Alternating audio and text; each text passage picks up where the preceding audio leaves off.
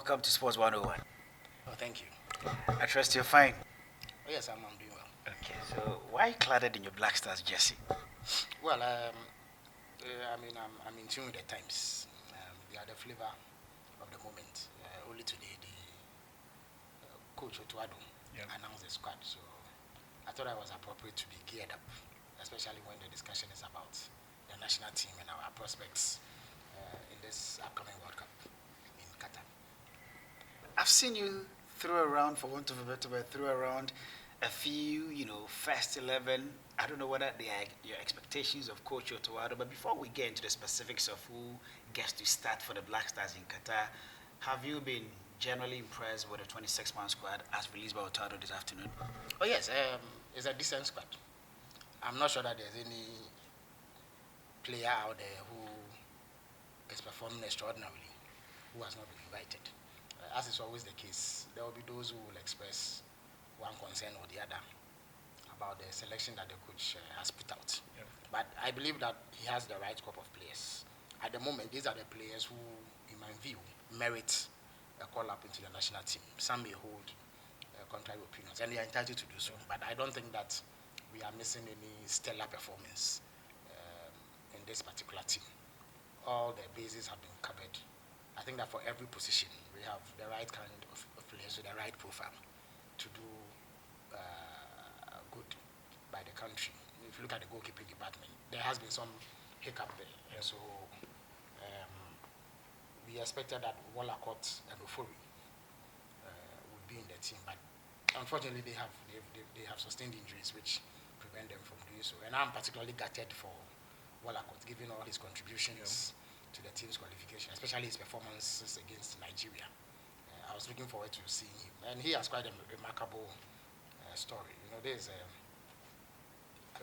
player who faced a bit of prejudice, because of where he was coming from. People thought that the team he played for at the time was in the lower tier of the English leagues, and therefore he did not merit his position. But he proved his worth when we came up against no less an opposition than Nigeria.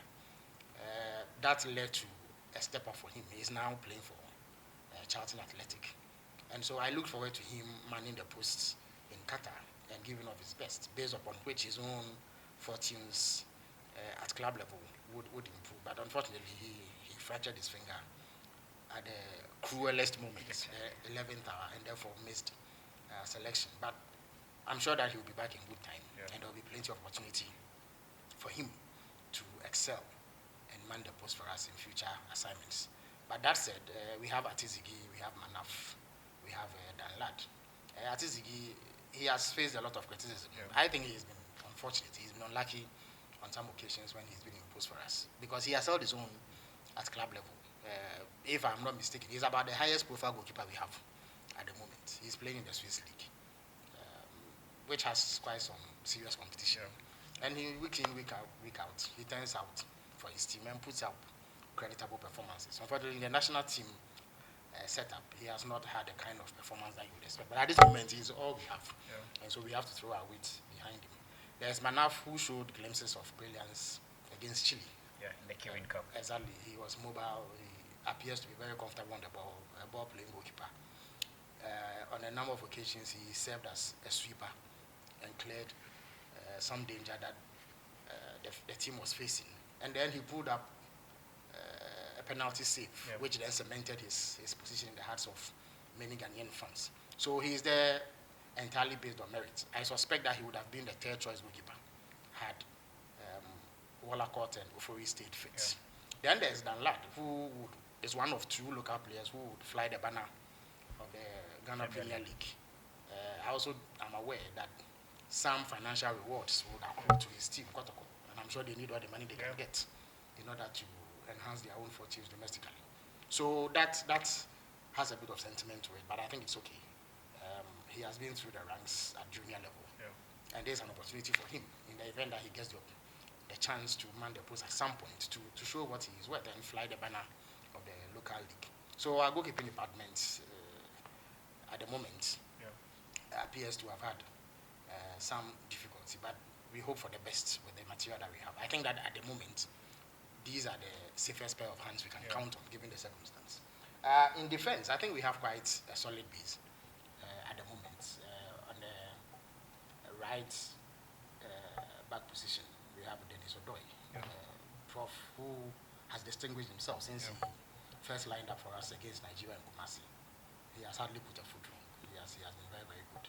At club level with Club Brugge, he's performed well. He's played at the highest level in the Champions League. Sometimes he turns out as a defensive midfielder. At other times he turns out as a right back. At other times too, he's a wing back. So he's quite versatile, and I think that he merits his position entirely. Then there is Tariq Lamptey, who is an even more exciting prospect. I watch him quite often. Even though these days he has had limited game time at Brighton. Anytime he comes on, he makes quite a difference.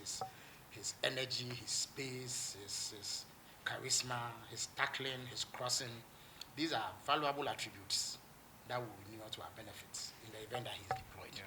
So I think that we are covered there. In central defense, we have quite a stellar cast.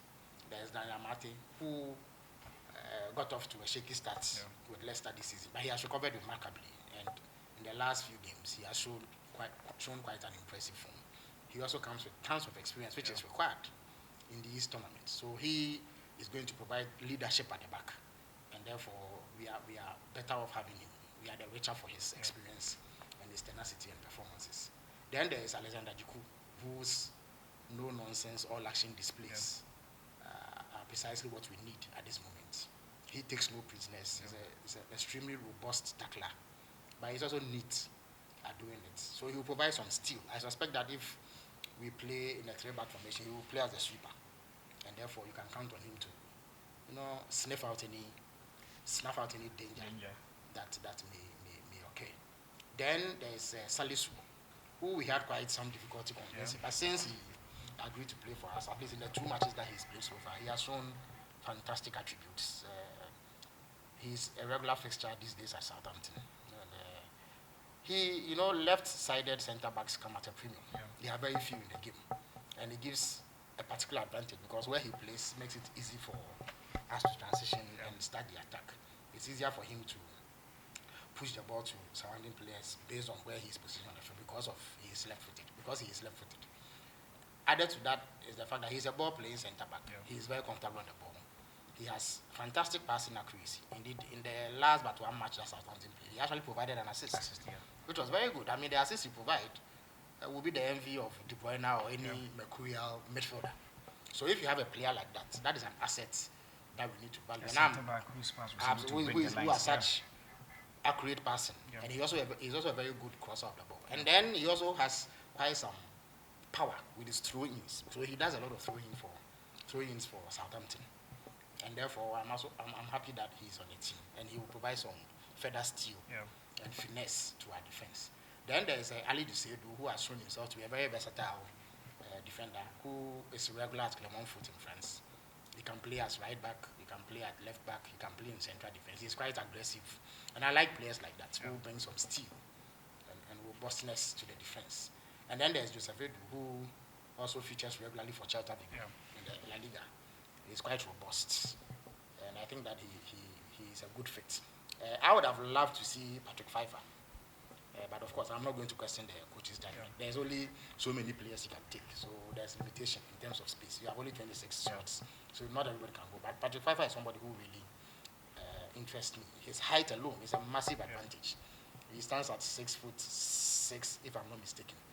And for a team like ours, that shows some frailties in terms of dealing with area balls in the match against Brazil, he would have come in handy. He could have kept tabs on tall attackers, the likes of Nunes and Co. Ronaldo is very good aerially. So someone like that would have provided sufficient cover aerially. And then added to that is the fact that he also likes scoring because of his area presence. All his goals, 4 goals that he scored for Darmstadt 98 this season, at the start of this season, have come from set pieces. He has added all those in. So those are attributes that we could have benefited from, given that we also don't score many goals from set pieces. So his side would have been an advantage. But I'm sure that in the near future he would have the opportunity going forward. There are a number of players in our defense who I would argue are in the twilight of their career, at his national team career. And so it's only a matter of time time before he turns out for us. So he's a very good acquisition. and he is one for the future. I see that he's one of the people who will form the bedrock of the Blasters going forward. So in defense, I think it's okay. Then in midfield, Thomas Partey, there have been times when he's been criticized for not really showing up as we know him to do. But this season, after an initial, scare with injuries, he has turned out quite well, very strong. He's put in very, very impressive shifts for us now. I just noticed that he won his goal against Tottenham, won the goal of the month. That one and the one he scored against Nottingham Forest were fantastic goals. I hope that he's able to score a lot of those for us at the World Cup. But you can't say much about Partey. Everybody knows what he's capable of. His quality is high up there. Perhaps one of the genuine world-class players that we have in our team, and he will bring a lot to our setup. Then there's Salis, who is impressing in France, and who many people clamored, whose inclusion in the team many people clamored for. So I'm happy that the coach has responded and he's in the team. He certainly will bring a lot of steel to our midfield. The thing with Partey is that the way he plays, he's not the most robust of midfielders, but he gives you a lot. So when he has that kind of covering from a more robust midfielder, a box-to-box midfielder in the shape of Salis, who can put in those rugged tackles, I think that it helps Partey's game. So I look forward to their partnership. I want to see how that one develops. Then there's Ofosu, who has proven to be a calm customer. At the very least, in the second half against Nigeria, we saw what he could do. He brought some finesse and calmness to our midfield and controlled the game and enabled us, weather the storm, the kind of pressure that Nigeria had mounted on us after they had equalized and after it dawned on them that they needed to score another goal in order to stand a chance of qualifying. He came in and really calmed our nerves and took control of the midfield. So on the basis of that, I think that he possesses sufficient quality to, at the very least, play second fiddle to whoever the coach chooses to start. Salis, I suspect. And whenever he comes in, he will bring in a lot of quality that we need. There's also Mohamed Kudus, who needs no introduction and who this season has shown that there's an aspect to his game that we could benefit from in terms of goal scoring. He can play as a false nine. He can also play as a number 10. He can even play much deeper in midfield as a number 8. I suspect he can even play as a number 6, given the way that he's versatile. He is also press resistant. You hardly can press him into losing the ball, which is a quality that would inure to our benefit as well. He also has the eye for a good pass, and he can pick out attackers. Perhaps he has been criticized for holding onto the ball too often, but he has responded by saying that as a playmaker, he prefers to hold onto the ball and misplace a few passes, but get that one pass correct or right, that can lead to a goal. So those are things that we need to balance. So clearly he is going to add some flair to our midfield. There's also Daniel Kofi, who is a darling of many Ghanaians. At least in the match against Nicaragua, he showed, even against Brazil, he showed that he could take on defenders and create dangerous situations for our opponents. So I'm glad that he's in there. Then there's Kamal So, I believe, who is also a fantastic addition. He's playing at the highest level for Club Brugge, played in the Champions League. He scored 2 goals already, provided a number of assists. And he's also one that we actually struggled to get hold of. But eventually, I think that he came on at the right time. And he is going to inject some urgency into our play if he gets the opportunity to line up for us. So that is also good. There's also good old Andrea, who unfortunately many people like to criticize unfairly. I was in Fortaleza in Brazil in 2014 when we played Germany. And I watched him score after we had gone down. He jumped higher than anybody. He's not the tallest player, but he had jumped the likes of Hummels and Schwedis and others who were much louder. And nodded in the match near the equalizer against Neuer, who is not easy to beat at all. One of the very best goalkeepers in the game. Especially the technique with which he absolutely the ball. And he has given us many moments to cheer about. Admittedly, he's become slower with age, but he also packs a lot of tenacity and experience, and he has a knack for latching onto the second balls. He also has an eye for goal, and you can trust that if there's the odd free kick here, a penalty, you can count on him to deliver. Around the 18-yard box, he is extremely dangerous and can score from any angle. And then he has tons of experience. This will be his 3rd World Cup. And you definitely need people like that. You can't go to the World Cup with novices, no matter how informed they are. Yeah. So I disagree entirely with those who disparage Andre Ayew and criticize him for being slower than before. The man is upwards of 30. Yeah. He cannot be as agile as he used to be. Nobody has that kind of physical strength. And therefore, we need to cut him some slack. So what we need to do is to adapt our game to suit his peculiar needs at the moment, so that we profit from the advantages that he brings to our team. So I think that he's a good fit. And I expect him to score a goal or two, as he's always done. Every competition that he's played in, he scored a goal. In the last AFCON, which was quite poor by every standard, he stood out. He scored at least one goal against Gabon, which was a well-taken goal. Not many people can score from a distance that he took the shot. So we need to respect him. We need to respect his contributions and cut him some slack. Fatal Isahaku, who again we must have some patience for. Yeah, he's a very bright prospect. He exploded onto the scene at the African Under-20 competition. So perhaps a lot was expected of him. It has taken him quite some time to develop, but he will get there. He plays for Sporting CP. He's had some cameo appearances in the Champions League. And it is not every player who plays in the Champions League. It is not every player going to this World Cup who has the opportunity to play in the Champions League. There are world-class players not playing in the Champions League anymore, but at least he has had that experience and exposure. He is one for the future, definitely. So if today he is not providing the sort of explosion that we expect, we just need to remain calm and allow him some space to grow. He will grow. Against Nicaragua, he showed what he can do. He took a shot that resulted in a goal, the only goal of the match. And he has the ability to do that. He pops up with those shots. He demonstrated it at junior level.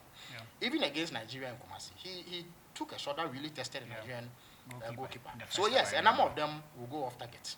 But a number two will find the target. Some of them yet will score. And then it will add to our tally. And he may win us games. So we need to be patient. He brings a certain quality to the team. He has this left foot, and he has a habit of cutting in. And when players like that cut in, the likes of Anthony has that quality as well. So it happens that many of those shots will go off target, and therefore it will elicit some criticism. But we need to be a bit more patient. I don't expect him to start. I expect him to come off from the bench. But when he does come in, those things too can work. On a good day, he can score a number of goals from distance. And there are times when you have teams that have set up a low block. You cannot penetrate their defense. You can't get into their 18-yard box. You need to shoot from distance. He has one of the best left foots in our team, and one of the best shooting abilities in our team. So we need to harness that talent and give him the opportunity. Sometimes the experience of being at the World Cup, even if you're on the bench alone, is sufficient to boost the player's confidence and get him to perform at higher levels subsequently. So I think we should be a bit patient. We should have room for talent development, even at the highest level. There's also Kamaldeen Sulemana. Kamaldeen Sulemana, unfortunately, is yet to have a very good game for the Black Stars. I think he's featured 3, 4, 5 times, if I'm not mistaken. Yes, but I don't think it is sufficient to judge him on the basis of those matches. We see what he does at club level. Last year, he took the Ligue 1 by storm and put several teams to the sword. Scored spectacular goals, made fantastic runs, took on defenders, ghosted past them as if they didn't exist. So he has that innate quality. Sometimes it takes a bit of time, to warm yourself up into national team setting. So at the World Cup, who is to say that he will explode? And when he does that, we know what quality he brings to our game. So he too is somebody we need to have patience for. We cannot dismiss him on the basis of some less than impressive performances in about 2, 3, 4 games. I think we need to give him a longer run to see what he can do. So he's also a good and useful addition. There's then Jordan Ayew, who is also unfairly vilified. Sometimes I watch him. He plays for Crystal Palace. Week in, week out, he plays. Just this past weekend, he was in action. Now, Patrick Vieira is a very good coach. He's not going to throw the player if he thinks he's not good.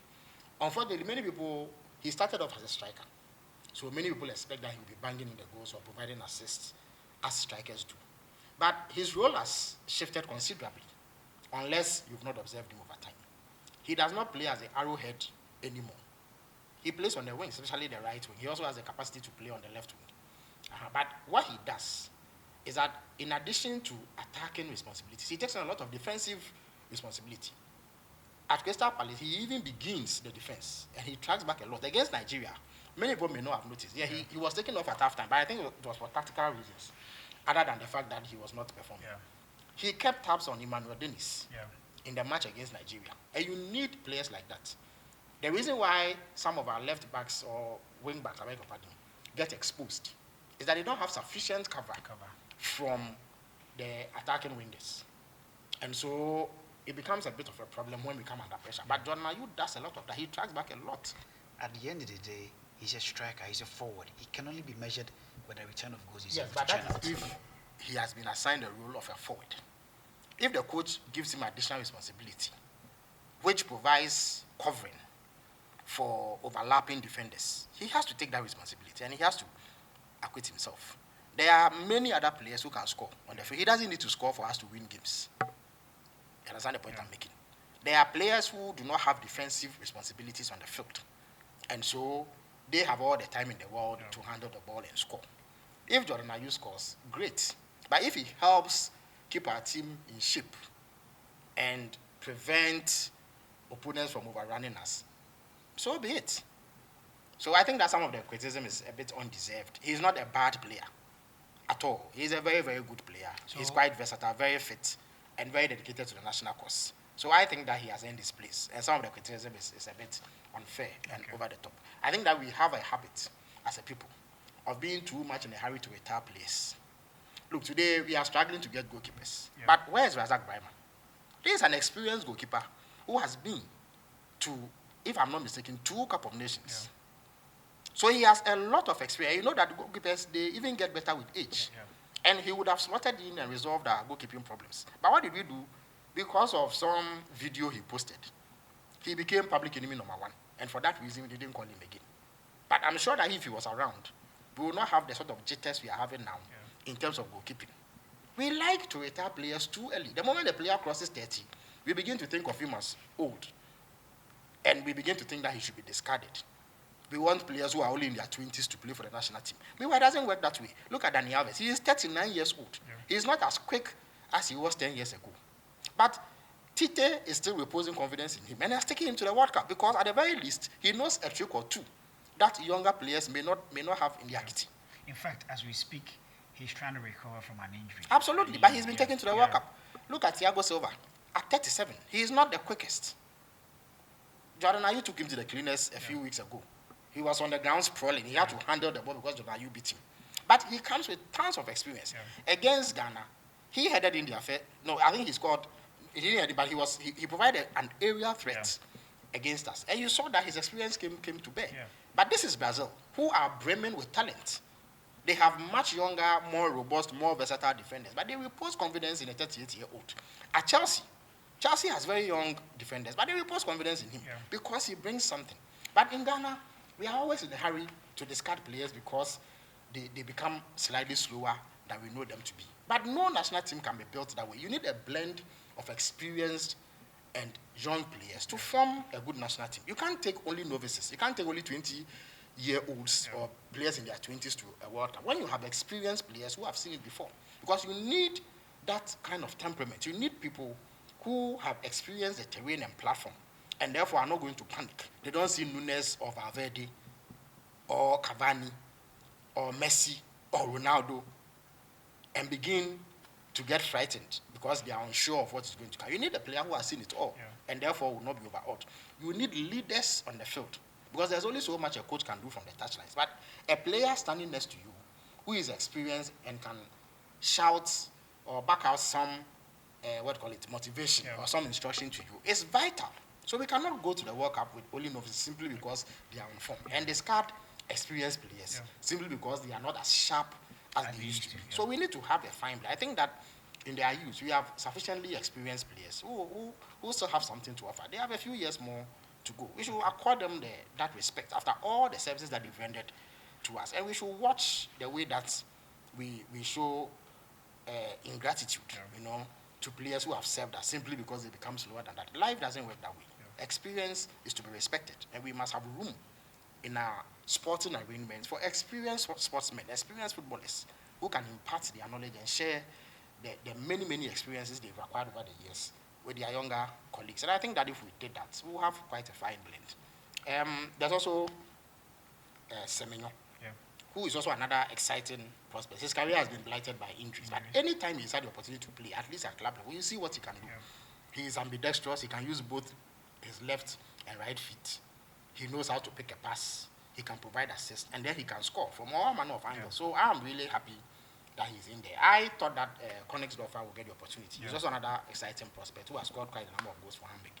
But unfortunately, the space is limited. So but I trust that in due course, he will find space in the national team.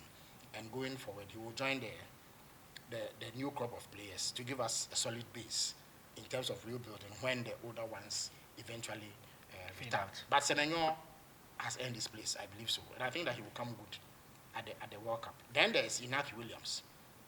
You know, since Asamoah retired or left the scene, we've lacked that swashbuckling striker who can instill fear in the heart of opposing defenders. We've not had that. We've struggled to find a replacement. And Inaki Williams provides a ready-made solution. He already has a certain profile. He has speed, he has power, he has pace, and he can score. This season, he scored 5 goals in, I think, 13 matches, which is not a bad return at all. That's almost like 1.5 goals every match, which is a decent return, in my view. Again, he knows how to run behind defenses. And when you watch him, it is not only his goal-scoring ability. Yes, he has been criticized for not scoring as many goals as you would expect from a world-class striker. But in addition to an ability to score quite a number of goals, he also has this ability to take defenders away because of his runs. And he's one of the best. Indeed, there's one match that I watched that he hit a top speed of 34.4 kilometers per hour. For a human being, that is phenomenal speed. And once he takes off like that, defenders are compelled to follow him. And once they move, they create gaping holes behind them, which other players can exploit. And if you have the likes of Kudus, the likes of Andrea, you lurking around when such spaces are opened up, you can be sure that they will bang in the goals. So Inaki is a fantastic addition to our team. And it was worth all the effort that we put in to get him. Because in him, our opponents will realize that there's an extremely dangerous striker who they have to keep an eye on. And that in itself prevents defenders from joining the attack. Because the last thing you want is for opposing defenders to join the attack and pile more pressure on you. So if there's somebody who keeps them busy, or at least gives them pause in terms of the ability to bomb forward and join the attack, it relieves us of some of the pressure. Indeed, if you want evidence of that, just look at the second half against Brazil. In the first half, none of our attackers was able to take on a Brazilian defender. But the moment Inaki came in, he suddenly was able to take the fight to the Brazilian defender because they realized what danger he posed. And therefore, they became a bit more conservative. Some say, oh, they took their feet off the pedal. But I don't think that is true. If you are playing Brazil, if they get 10 chances and they have to bury, they will bury them. They will never deliberately take their feet off the pedal. But it was because we had players who they showed more respect to than those who started the match. They had Afinajan, but they knew that Afinajan lacked experience, even if he was a prospect, and therefore they could easily deal with him. But it was not the same when Inaki came in. At least he could take the ball, he could run at them. He took a couple of shots that we did not have in the first half. So that alone is a telltale sign of a quality striker who will bring a lot to our team.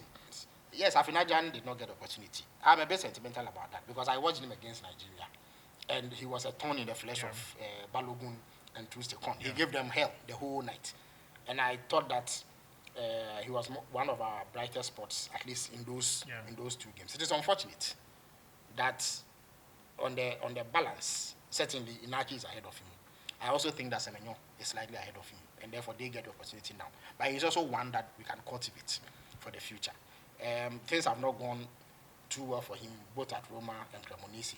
But I think he's warming himself gradually into the Cremonese setup. I think that with time, he will settle in fully. He will get more game time. His experience will build up. And then he will be the complete article who will provide some firepower for us up front. So he's also one for the future that we need to manage, even if we didn't get a slot this time now. So my general assessment of the team is that it is quite balanced. It remains to be seen how the coach blends them into a formidable country. So I look forward to an exciting time. And I think that we should throw our weight behind these players. I've heard people say, oh, because 1 or 2 players are not in, the team is not going to get responsible. That is ridiculous. With the greatest respect to those who hold that. Yeah. You see, it is a national team. It is not Jeffrey Slop's team. It is not Ashimeru's team. Yeah. Neither is it, what do you call it, Joe Pencil's team. Yeah. It is the national team of Ghana. Also, I don't think it can be argued. I'm not one to disparage any player. Yeah. But on the basis of pure ability, I don't think that Sloop is better than Salis in terms of what they have done this season. Yes, Sloop plays regularly for Crystal Palace, but so does Salis. And when you look at their output in terms of where they play, I think Salis has greater form this season than Sloop. Yeah. So if Salis gets into the team ahead of Sloop, I don't think that it is such a tragedy. Yes, if there was more space and Sloop would go, why not? I also don't think that, at least on the evidence of what we've seen Elisha Owusu do for the national team when he has been called upon, he is such a bad addition. For which reason, if Sloop does not get in, the world should come to an end. Also, I actually don't like generalists. I like specialists. Yeah. Sloop doesn't like playing at left back.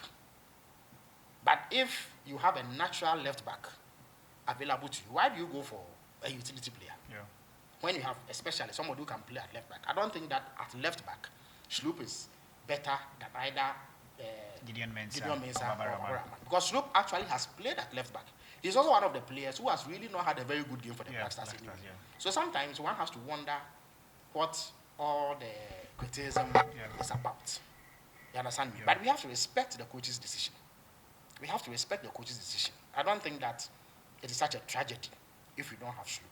Unless you can argue that in midfield where he plays now, he is better than Partey, he is better than Salis, he is better than Elisha. I don't think so. Okay. Even though he's a good player, who, if he were part of the team, would not be such a problem. Again, when it comes to Joe Pencil, it has not been stated explicitly, but if you watch the coach's body language and snippets of information that have filtered through, it appears that there is a disciplinary problem. Yeah. I am a stickler for discipline. So if a player shows streaks of indiscipline, we must back the coach to enforce discipline in the camp, no matter how good the player is. So we must respect those who have earned the call-up. They are also Ghanaian players. When they go and they will win in the name of Ghana. Yeah. But we must begin to appreciate that this is a national team and not the team of any particular individual player. Players go, players come. Look, we've had players who are greater in terms of their ability and profile than those who have been called today. Yeah. Yet, we didn't get far in tournaments because of disciplinary issues, because of how we were able to handle those matters. Look at the 2014 team. Indiscipline cost us a lot. I would argue that that team was perhaps even more talented than the 2010 team. As Amwajan was in his prime, I watched him beat Neuer with that his second goal against Germany. Fantastic strike. He was in greater shape. Look at Kodua Samoa. Look at that assist he provided as Amwajan against Portugal. World class. But we didn't get anywhere because we were unable to manage disciplinary issues in the camp. So sometimes a disciplined unit can get more done than a talented but indisciplined unit. So we must, as supporters, throw our weight behind our national team, irrespective of who is there. We may have personal affiliations with players, but those personal affiliations must be subsumed under the larger national interest, which is that we should do well at the World Cup. If you go and we do well, that is fine. If we do not achieve the objective that we have set ourselves, it is not the end of the world. We have been to previous World Cups and done well. Okay, so I've listened to you in the last couple of minutes, speak so fondly of the squad released by Otowado a couple of hours ago. But the question now remains, is it enough against the opponents we are built to play? Here, Portugal, Uruguay, and then South Korea. Do we have the best of Arsenal to get through to the next phase of the competition? Well, as I've said, these are the best crop of players that we have at the moment, with the exception of one or two players who did not make the team for varied reasons. I don't think that there's anybody out there who is performing extraordinarily, who doesn't have, or who is not part of this team. So that is what we have. So we make use of the materials we have at any particular moment. It is true that we start as underdogs, but in all the World Cups that we've been to, we've been underdogs. In 2006, we were underdogs. I believe Italy was running number 6 in the world. Czech Republic was number 2. Even the USA was ranked higher than us. Yeah. And yet we held our own. We beat Czech Republic. We lost against Italy, but it wasn't a poor performance by any measure. Then we dominated the USA, and we beat them. We qualified for the second round. We were beaten by Brazil, which was no disgrace. Yeah. Brazil could beat any team in the world. In 2010, there was Germany, there was Serbia, and then there was Australia. You could argue that perhaps we are par with Serbia, Australia, but certainly Germany were the clear favorites. We were not the favorites to win the group, but we got through somehow. And then in 2014, there was Germany, there was Portugal. We were the only team that took points off Germany. Yeah. People forget that. We were the only team that did not lose against Germany. So Germany eventually won the World Cup. We lost to USA. We lost to the US. To Germany. I was in Natal. I had barely sat down when the first goal was scored. Oh, okay. And then we equalized, and then a few minutes later, they got the winner. Very painful defeat. We lost against the USA. Then we held Germany in what I believe to be the best performance the Blasters have put out in terms of play in a long while. Indeed, I will rate it as the best performance I have seen the Blasters put up in my lifetime. Yeah. You understand me? Because that German side was a great side. They won the World Cup. They demolished Brazil 7-2 in front of Brazilian fans at the Maracana Stadium, and then went ahead to beat Argentina to win the World Cup. And yeah, we managed to hold our own against them. Nobody gave us a dog's chance after our loss against the US. Before we wrap up on this conversation, I want us to put this matter to bed, because you were close to government at the time in 2014. So word on the street was that, or probably my engagement with the major stakeholders at the time, was that it was because government delayed in, taking monies to Brazil. It really accounted for our abysmal showing. What exactly? Why would anybody want government at the time to take the flak? For any player to say that money has delayed and therefore they were not going to play or hold the team to ransom was a great mark of indiscipline. And it's the reason why that team, despite having perhaps greater prospects than previous teams, didn't get far in that tournament. I don't think that is excusable at all for players to hold their nation to ransom. Because you see, the monetary incentives were not monies that these players had not seen before. At the time, Asamoah was playing in Dubai, if I'm not mistaken, and he was making something like $180,000 a week, if I'm not mistaken. So really, the $100,000 that he was going to get as appearance fee for the entire tournament was nowhere near what he was getting in a week at his club level. So money cannot have been the motivation for playing at the World Cup. If it was money, he would have stayed at his club and collected his money. You understand the point I'm making? Many of them were also making huge sums of money. So even if that's not the kind of impression we got, because I have personally spoken to Coach Kwakye, and he said in their game against Portugal, players, in fact, were kissing the money. They were extremely happy. That standoff had distracted them. So what I mean is that, in fact, you are seeking to create an impression like that money didn't mean anything to them. Yeah, but according to Coach Otoado, it should not have mattered. Okay.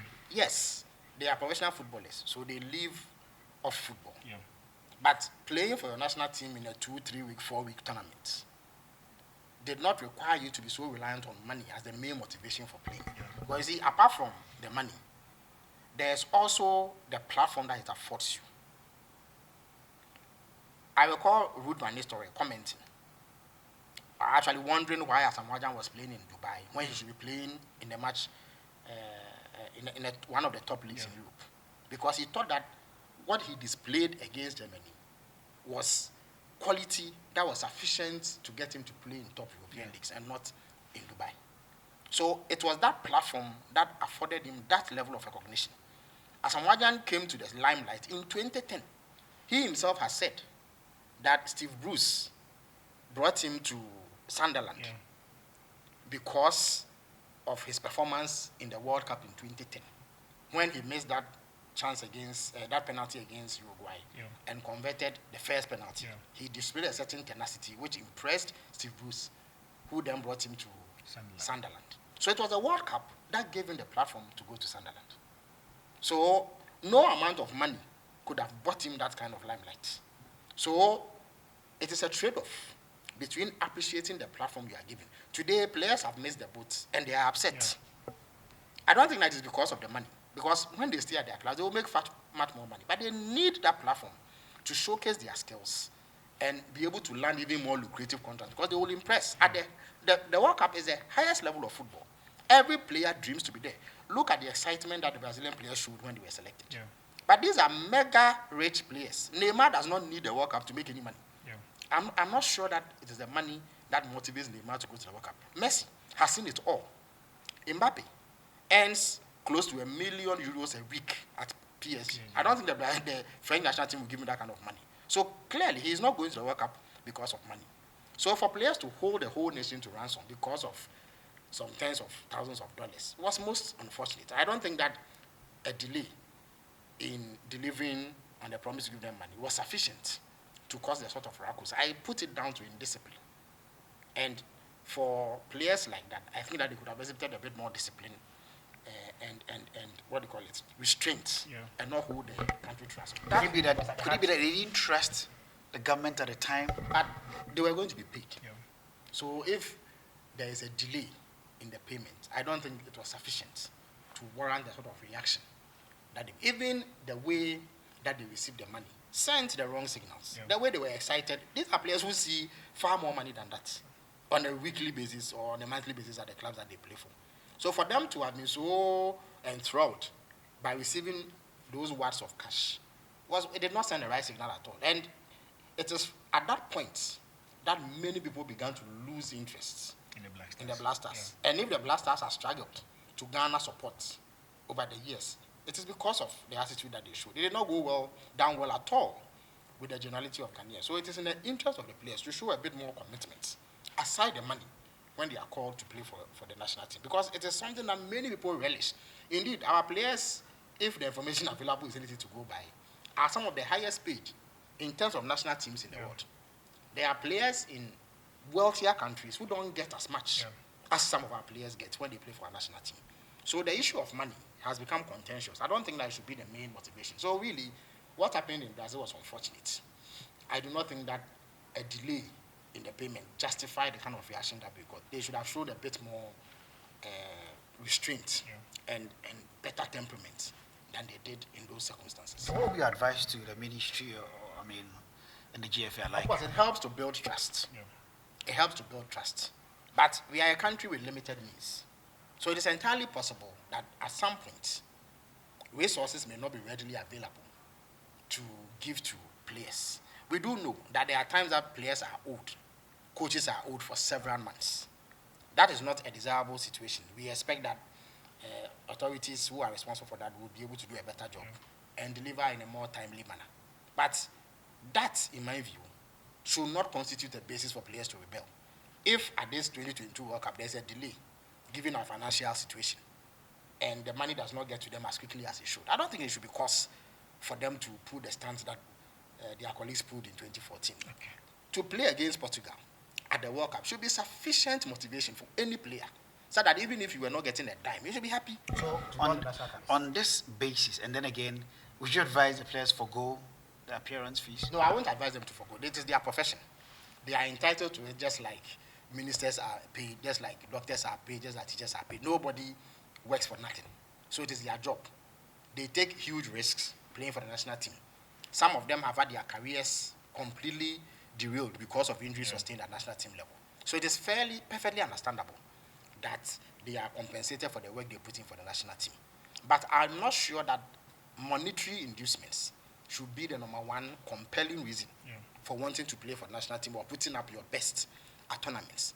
And whilst I agree that officials should also do their work in a more efficient manner, I don't believe that a delay in paying monies to players should be sufficient reason for them to rebel and hold the country to ransom. Yeah. Because like I said, there are many players in other countries who will play for free. Yeah. There are some who have actually forfeited their winning bonuses. Yeah. Some have actually given it out to charity.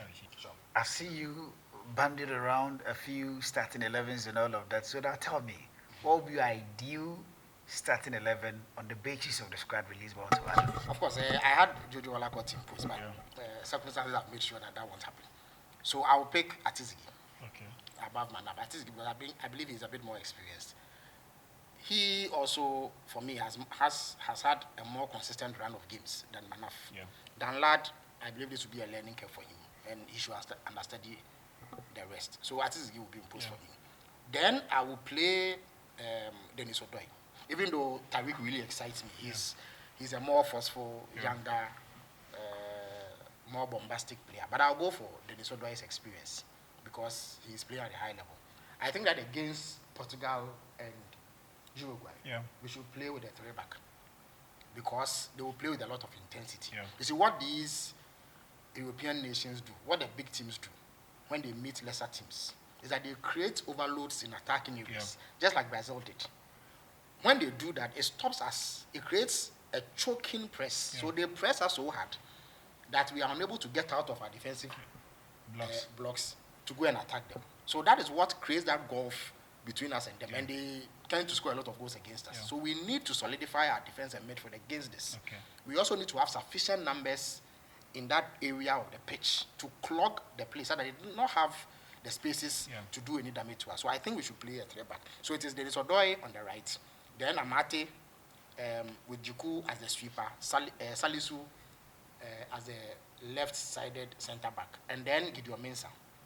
And then in midfield, I would like to see a combination of Salis and Partey, with Salis being the DM and Partey having the ability to move forward. To take.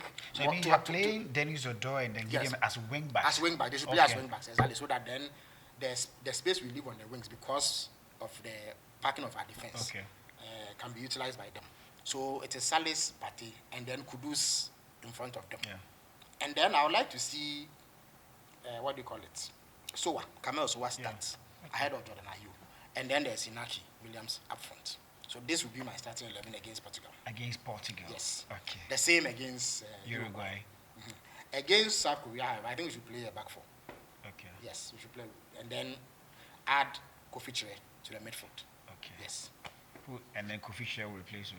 So Kofi, he will just be, so we'll take out one central defender and replace him with Kofi Chire in midfield so that we have more mobility going forward. Yes. Always excited having to engage you on issues of Black Stars. I'm quite grateful for your time, Bravo. I'm happy to. All right, thank you very much.